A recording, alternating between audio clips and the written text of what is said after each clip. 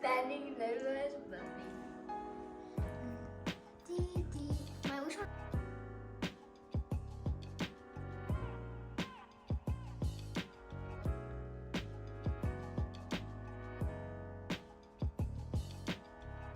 Hello, I'm Chanel and this is Starkey Stories and welcome to this reading vlog.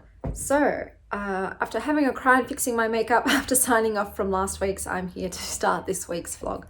So I have already started a novel, sad girl novel, and I have read 100 pages and have decided to DNF it. I did enjoy the writing style, but it's just sort of a story that's going nowhere. I thought maybe it would start getting twisty or there'd be some kind of unexpected plot happening, but it's just vibes. You're just going, it's supposed to be a satirical look at the sad girl kind of stereotype, and you've got a woman who's a wannabe author and is obsessed with this guy and doesn't really know what she's doing with her life. Yeah, nothing really happened. So after 100 pages, I decided to read some reviews, and those reviews definitely encouraged me to put it down. I did read the last few chapters just to kind of see girls where it was going, but I'm glad I didn't have to, let's just say that. I'm just glad that I put it down. On to the next book. I've started reading Witches Get Stuff Done. So far, it seems to be a very fluffy, kind of romantic novel about a woman who suddenly finds herself as a steward of a haunted house. She was completely unaware her whole life that her mother and her mother's family pretty much are a line of witches and have this role as guardians of ghosts. So yeah, her aunt dies, her mother's dead, and she ends up receiving this house in a will and gets herself in a situation that she's not sure she wants to be in. So the thing that I'm not liking about this is she meets the love interest who is told to be a sort of cranky librarian, and I'm gonna like that, I'm gonna eat that up. But she meets them on a ferry, she's seasick, she's trying to get into the bathroom door's locked, turns out he was in there the whole time vomiting his guts up, and she's incredibly rude to him, so she does puke all over his shoes. But her anger towards him for hogging the bathroom, I was just like, lady, if you're vomiting, you're not going to be like, well, I'm still vomiting, but I'm going to go and vomit on the boat instead so somebody else can take a turn vomiting in the bathroom. That's not going to happen. He's allowed to use the toilet for as long as he wants. He's not sitting there playing a game. He's hurling, you know? And I thought maybe because she was so sick that she was just a bit angry to begin with. But then when she meets him again, she's just vitriolic, just hurling abuse at him, and he just takes it and feels like he's the one to blame and he's a horrible person. And I'm like, well, I don't like this dynamic. I'm hoping that it changes, because at the moment she's being a bit of a biatch, and unrighteously so. You know, he hasn't really done anything wrong besides being sick and using a public bathroom, and yet she's just being real mean. And even though internally she's like, oh wow, he's so gorgeous and attractive, and I'm like, what? I don't get it. So I'm going to give it a bit longer, but if she's continually just rude and crass to him just because he used a public bathroom for a long time, I'm probably going to DNF it. I don't like that.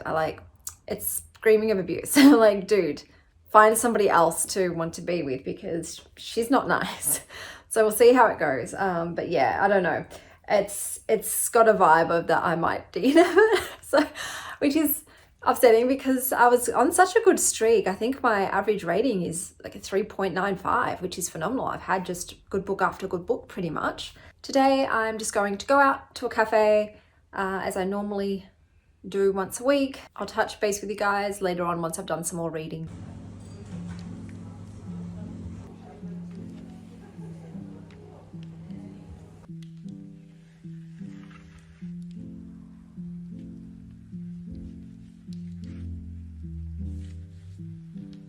So I read 100 pages of Witches Get Stuff Done, and I am deciding to DNF it.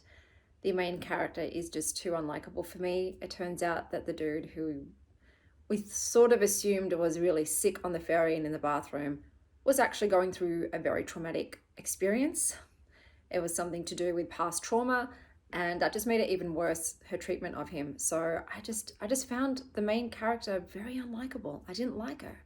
And 100 pages in, I just didn't even want to see them get together. So I did decide to DNF that one.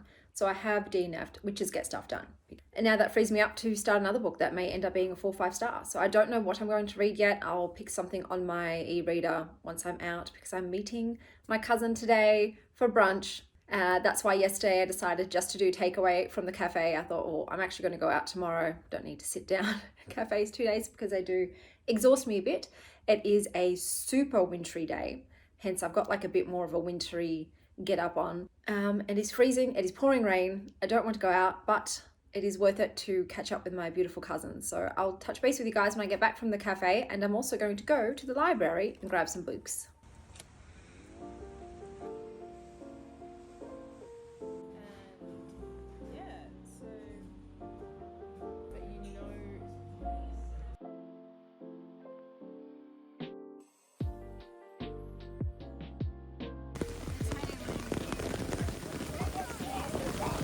Okay guys, I am back. I know I look like absolute crap. It was raining.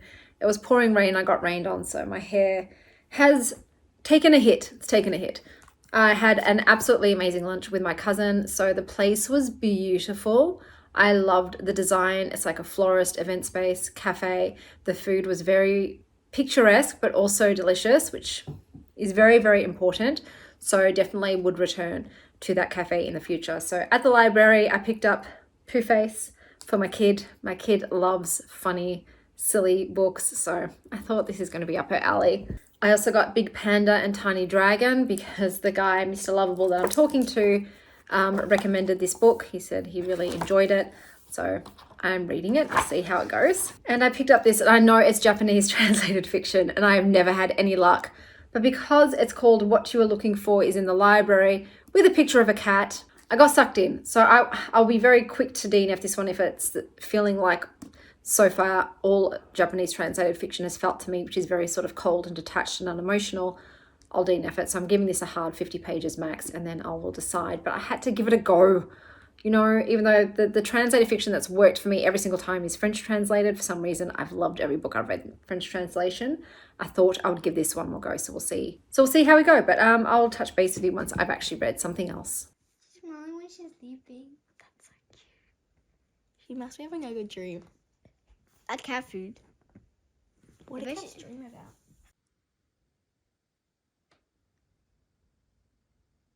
Hello guys, please excuse the wet hair, but I couldn't be bothered blow drying it. So let me tell you what else I've read this week. So I read Is This Okay? And I DNF'd it at 30%. So it's a memoir of a lady. It's very heavy on her growing up in the late 90s, early 2000s. So it was quite nostalgic, but she goes into like the minutiae of the culture at that time. So every song, every trend, just all that jazz. And I wasn't really resonating with the writing style or her life story. I wasn't fascinated. So I decided to DNF that one. It just wasn't for me. And then I did pick up What You Are Looking For Is in the Library, which is Japanese translated fiction. And I can't do the Japanese translated fiction. For whatever reason, it always just comes off as very cold and detached and clinical and just, I don't know, disconnected. Even though the premise was very cute about people going to the library and being given a book that kind of changes the trajectory of their life, they come to a realization. So that was super cute, but just the writing style is just very cold. And I think it's just because of the translation, not because of the original language it was written in. But yeah, so that will be the last Japanese translated fiction that I try. I've tried a lot, some really lauded ones, and it's just the same thing every time. I disconnect with the writing. And then I read Big Panda and Tiny Dragon, which my date recommended. And this was a 5-star read for me. This was so good. So it's basically just some Buddhist sort of philosophies and ideals and musings told through Big Panda and their friend Tiny Dragon. The illustrations are gorgeous. Like one example of a page was, which is more important, the journey or the destination? Asked Big Panda. The company, said Tiny Dragon. And it's a hug in a book. It's a feel-good book. Every page is just, oh yeah, true. And like I said, the illustrations are beautiful. So this was just a lovely experience. And that was a 5-star read. So it's nice to have one sometimes it's in the form of an illustrated book, and that's what it was this week. In regards to going on a second date with said person, I've decided not to. So they ended up asking me to come to their house for the second date, and I just had a very visceral, instant reaction of no. Now, that being said, I do have a past traumatic experience with going to someone who I didn't know very well's house, so that could be in play. But looking back with this particular person, I find that I think my brain was trying to really oversell them to me and override my gut and my instincts, because they're so emotionally sensitive and intelligent and empathetic and understanding and thoughtful. And I love those qualities, and I've not really had them in a partner where someone is really, honestly, the most thoughtful person. Like, for instance, on this date at his house, he wanted us to make lilac origami roses together because lilac roses are my favorite. And that is just, that hit me in the feels. You know, that I was like, okay, that's very romantic and I like that. And he also bought me some books. I felt horrible saying no to the date, but I had to listen to my gut this time. And I think for me, moving forward, if it's not a hell yes to the idea of a second date, then it is a hell no. If I'm sitting there and I'm undecisive and I'm just like, I don't know what to do. Oh, I didn't really feel the vibe there, but they're so lovely. No, that's a no. I think, and I had to think back, how did I feel about my ex-boyfriend? When I was on that first date with them, literally in my head, I was like, you're my boyfriend now. Like, we're together. We're a thing now. Like, I just instantly was like, yes, this is my person, and we're together now, and I have no qualms about it. Like, we are going on a second date. It's not just a second date. We are starting our relationship. That's how certain I was. I think I really do need that. And I've been umming and ahhing and trying to convince myself and second guessing myself. It's like, no, girl, was it that way with your ex-boyfriend? No, you knew straight away. Like, this is my man's. I am in this. I have no qualms about going on a second date because I already feel like we're a thing now.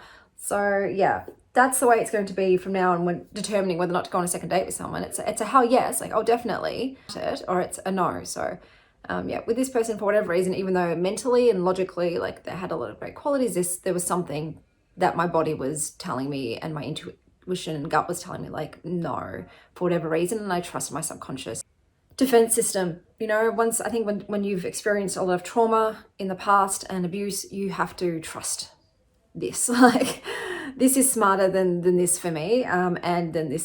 So yes, unfortunately, I said no to a second date. We had a lovely conversation to say, I explained why, and I was very honest and open and communicative, and they understood perfectly. And so I think it was definitely the right decision. Yes, that's how that went. No second date coming up. But I'll leave the vlog here, and until next time, stay wild, star child.